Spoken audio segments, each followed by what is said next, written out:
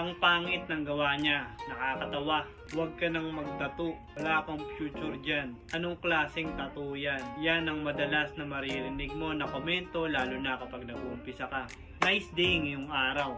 Bali may nakita tayong comment. At gusto nga niyang iparate yung gawa niya. Bali, newbie at nag-aaral matutong mag-tattoo. Nakakatawa naman talaga yung mga ganyang klaseng tattoo. Pero ang tanong, hanggang kailan mo kayang tiisin yung sasabihin ng iba sa gawa mo? Walang madali dito sa mundo natin. Lalo na kapag nag-uumpisa tayo sa mga bagay na gusto nating gawin. Puro trial at madalas na error o hindi ganun kaganda yung mangyayari. Nung bata pa tayo, nagpa-practice tayo na maglakad. At madalas din tayo na natutumba. Kasama yon sa buhay. Kagaya nga rin kapag lumaki na tayo. Kapag pumasok tayo ng trabaho at hindi pa natin alam yung gagawin, kadalasan tinuturuan tayo. Wala rin yung pinagkaiba sa kahit anong bagay na gagawin natin. Lalo na kung newbie ka pa lang. Kaya yung gantong tattoo, nakakatawa naman talaga. Dahil hindi naman din ganun kaganda. Pero i-rate natin yan ng 10/10. Pero kung yung kahulugan ng tattoo, malalaman mo kung gaano yan kahalaga para sa kanya. Pamilya lang naman ang pinakamalaking sandata natin sa buhay.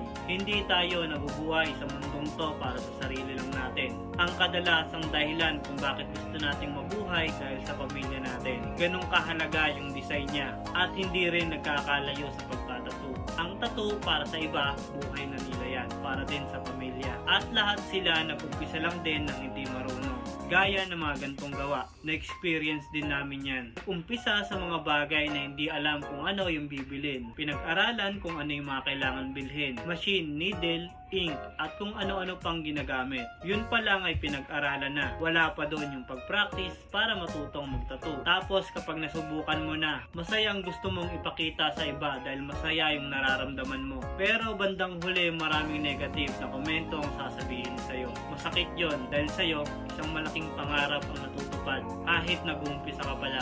Pero normal na pagdadaanan mo yon. Kaya lahat ng pangungutya at panglalait sa gawa mo, gawin mo silang inspirasyon. Galingan mo, sayan mo, hindi para sa kanila, kundi para sa sarili mo at para din sa pamilya mo. Di kasi pansin ng karamihan, kaya mo lang naman din yan ginagawa. Bukod sa hilig, may pangarap ka pang malaki. Gaya nila, may pangarap din para sa pamilya at gaya mo rin. Pero ang mangyayari, lalaitin ka talaga nila. Oo, hindi ganun kaganda yung gawa, nakakatawa. Siguro para sa iba, lalo na kung gusto lang talaga nila na manlait sa'yo. Pero para sa akin, saludo sa mga nagtatry o sumusubok.